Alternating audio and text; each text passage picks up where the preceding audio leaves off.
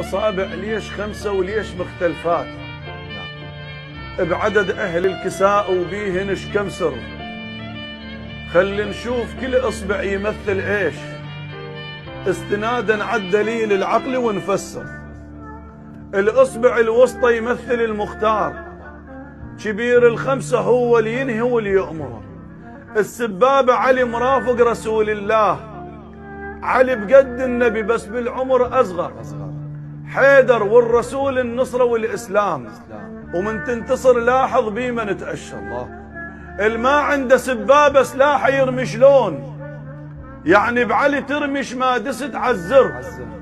الأصبع البنصر فاطمة الزهراء، بنفس المستوى هي وعلي الدر، زوجهم رسول الله نور بنور. ما لاحظتوا ليش الحلقة بالبنصر؟